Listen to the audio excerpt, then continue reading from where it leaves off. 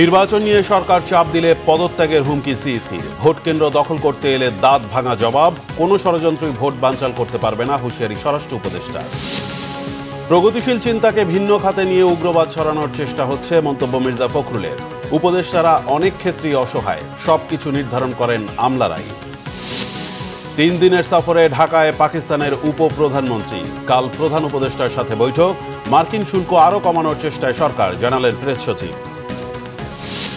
নতুন সংবিধান ছাড়া নির্বাচনে যাবে না জাতীয় নাগরিক পার্টি। আইনি ভিত্তি ছাড়া জুলাই সনদেও সই করবে না দলটি।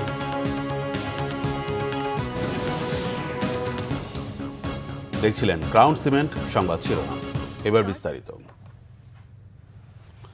প্রধান নির্বাচন কমিশনার এএমএম নাসির উদ্দিন বলেছেন, নির্বাচন নিয়ে সরকার চাপ দিলে পদত্যাগ করবেন তিনি।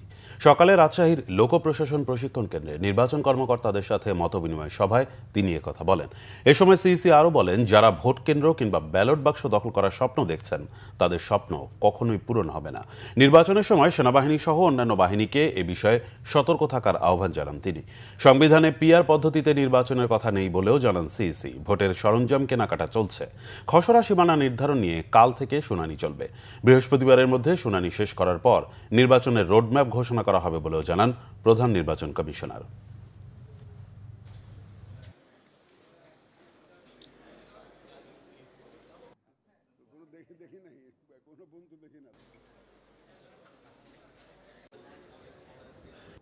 ভোট জালিয়াতিতে যারা জড়িত ছিল, স্ব-উদ্যোগে জড়িত ছিল, তাদেরকে তো অবশ্যই আমরা এই দায়িত্বে রাখবো না।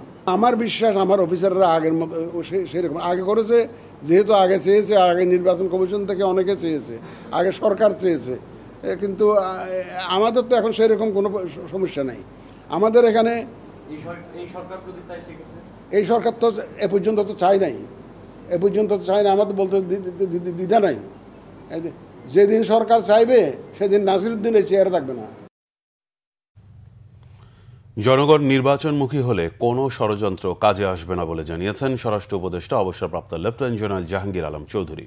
প্রধান উপদেষ্টার ঘোষিত সময় অনুযায়ী ফেব্রুয়ারিতেই নির্বাচনের জন্য আইনশৃঙ্খলা বাহিনী সব ধরনের প্রস্তুতি নিয়েছে বলেও জানান তিনি।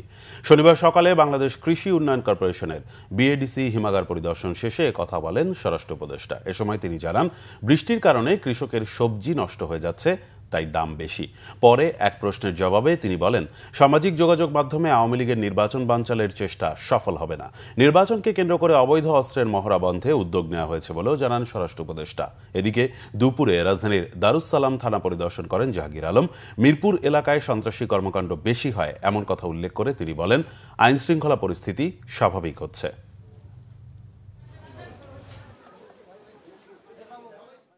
জনগণ যে সময় ভোটারমুখী হয়ে যাবে এবং পলিটিক্যাল পার্টিগুলোর জন্য ভোটারমুখী হয়ে যাবে, সেই সময় দেখবেন এই সব কিছু কেউ কোনো বাধা দিতে পারবে না। এটা হলো জনগণ হলো আমাদের মেইন ফ্যাক্টর, এবং পলিটিক্যাল পার্টিগুলি এই যে নির্বাচন, তারা যে সময় নির্বাচনমুখী হয়ে যাবে, এখনই জনগণ কিন্তু নির্বাচনমুখী হয়ে গেছে, যেমন আপনারা নির্বাচনমুখী হয়ে গেছে। মানুষের প্রগতিশীল চিন্তাকে ভিন্ন খাতে নিয়ে উগ্রবাদ ছড়িয়ে দেওয়ার চেষ্টা করা হচ্ছে বলে মন্তব্য করেছেন বিএনপি মহাসচিব মির্জা ফখরুল ইসলাম আলমগীর। জাতীয় প্রেস ক্লাবে এক আলোচনা সভায় বিএনপি মহাসচিব মির্জা ফখরুল ইসলাম আলমগীর বলেন, গণতান্ত্রিক রাষ্ট্রে তর্ক বিতর্ক হবে, কিন্তু বিতর্ক এমন জায়গায় যাচ্ছে তাতে হতাশা তৈরি হচ্ছে। উপদেষ্টারা অনেক ক্ষেত্রে অসহায়, কারণ আমলারাই সবকিছু নির্ধারণ করে দেয় বলে মন্তব্য করেন বিএনপি মহাসচিব। জানান, যদি গণতান্ত্রিক নির্বাচন করা যায় তাহলে ভবিষ্যতে জবাবদিহিতা নিশ্চিত করা যাবে। ছাত্র জনতার আন্দোলনে যে সুযোগ এসেছে তা কাজে লাগিয়ে যদি বৈষম্যহীন বাংলাদেশ গড়া যায় তাহলে কিছুটা হলেও গণ অভ্যুত্থানের মূল্যায়ন হবে। আমাদেরকে এখন এই ওয়েলফেয়ার স্টেট, এই কল্যাণমূলক রাষ্ট্রের কথা চিন্তা করেই এমন সিস্টেমের মধ্যে যেতে হবে যে সিস্টেমের মধ্যে দিয়ে আমরা আমাদের নির্বাচিত প্রতিনিধিরা আমাদের সেই অন্তত মিনিমাম ন্যূনতম যে ন্যায় বিচার, সেই ন্যায় বিচারটা নিশ্চিত করবেন জনগণের। আমি হতাশাবাদী লোক কখনোই ছিলাম না, আমি হতাশাবাদী হতেও চাই না, কিন্তু এটা তো সত্য কথা যে হতে হচ্ছে। আমি যখন একটা প্রগতিবাদী সমাজ দেখতে চাই, আমি যখন একটা মানুষের অধিকারকে প্রতিষ্ঠা করবার জন্য আপনার একটা সুষ্ঠু ব্যবস্থা চাই, আমি যখন আপনার জনগণের যে বৈষম্য কমিয়ে আনতে চাই, তার আর্থিক বৈশিষ্ট্য বৈষম্য সবকে কমিয়ে আনতে চাই, তখন যদি আমি দেখি যে সম্পূর্ণ ভিন্নভাবে ভিন্ন চিন্তা করা হচ্ছে এবং সেটাকে ডাইভার্ট করার চিন্তা করছে মানুষের চিন্তা ভাবনাগুলোকে, এবং একটা উগ্রবাদ ছড়িয়ে দেওয়ার চেষ্টা করা হচ্ছে, তখন তো হতাশা আসবেই। 3 দিনের সফরে আজ ঢাকা এসেছেন পাকিস্তানের উপপ্রধানমন্ত্রী ও পররাষ্ট্রমন্ত্রী ইসাক দার। দুপুর 1:30টার পর হযরত শাহজালাল আন্তর্জাতিক বিমানবন্দরে পৌঁছান তিনি। সফরে বেশ কয়েকটি দ্বিপক্ষীয় সহযোগিতা চুক্তি সই হবে। পাকিস্তানের পররাষ্ট্রমন্ত্রী ইসাক দার রবিবার প্রধান উপদেষ্টা ডক্টর মোহাম্মদ ইউনূসের সাথে সৌজন্য সাক্ষাৎ করবেন। এছাড়া পররাষ্ট্র উপদেষ্টা তৌহিদ হোসেনের সঙ্গে একান্তে এবং পরে দ্বিপক্ষীয় বৈঠক করবেন তিনি। ওই বৈঠকেই বাণিজ্য, সংস্কৃতি, গণমাধ্যম, প্রশিক্ষণ ও ভ্রমণ বিষয়ে 5টি সহযোগিতামূলক সমঝোতা স্মারক সই হবে। পররাষ্ট্রমন্ত্রী পর্যায়ের দ্বিপক্ষীয় বৈঠকে পাকিস্তানের সফররত বাণিজ্যমন্ত্রী জাম কামাল খানও যোগ দিতে পারেন বলে জানা গেছে। কূটনৈতিক সূত্রে জানা গেছে পাকিস্তানের পররাষ্ট্রমন্ত্রী ইসাক দার বিএনপি চেয়ারপারসন বেগম খালেদা জিয়ার সাথে সৌজন্য সাক্ষাৎ করতে পারেন। এছাড়া অন্যান্য রাজনৈতিক দল, সুশীল সমাজ, ব্যবসায়ী প্রতিনিধি দলের পাকিস্তানের পররাষ্ট্রমন্ত্রীর বৈঠকের সম্ভাবনা রয়েছে। পাকিস্তানের 2 জন মন্ত্রীর ঢাকা সফরের মধ্য দিয়ে বাংলাদেশ পাকিস্তান সম্পর্ক জোরদার হবে বলে আশা বিশ্লেষকদের। এর আগে 2012 সালে পাকিস্তানের তৎকালীন পররাষ্ট্রমন্ত্রী হিনা রাব্বানী খার বাংলাদেশ সফরে এসেছিলেন।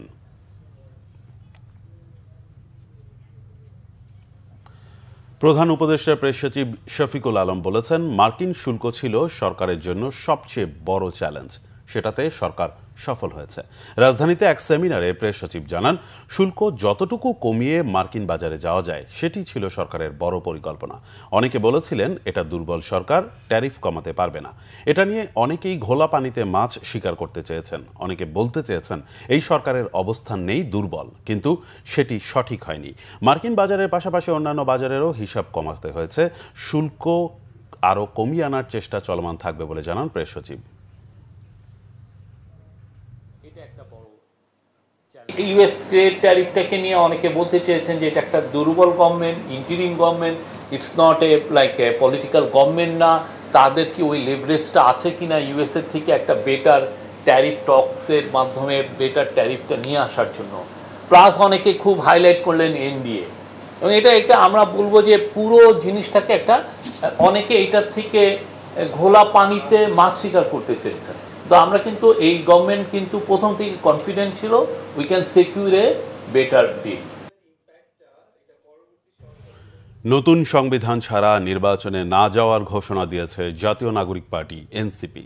শনিবার দলটির অস্থায়ী প্রধান কার্যালয়ে জুলাই সনদের খসড়া নিয়ে আয়োজিত সংবাদ সম্মেলনে একথা বলেন দলটির সদস্য সচিব আক্তার হোসেন। বলেন, আইনি ভিত্তি না দিলে জুলাই সনদে স্বাক্ষর করবে না এনসিপি। এ সময় নতুন সংবিধানের জন্য গণপরিষদ নির্বাচনের দাবিতে রাজনৈতিক দলগুলোকে একমত হওয়ার আহ্বান জানান এনসিপির এই নেতা। বলেন, 72-এর মুজিববাদী সংবিধান অব্যাহত রেখে নির্বাচন করলে আবারও স্বৈরাচার ফেরার শঙ্কা আছে। বিএনপি সংস্কার প্রস্তাবনা কতটুকু মন থেকে গ্রহণ করেছে তা নিয়েও প্রশ্ন তোলেন আক্তার হোসেন।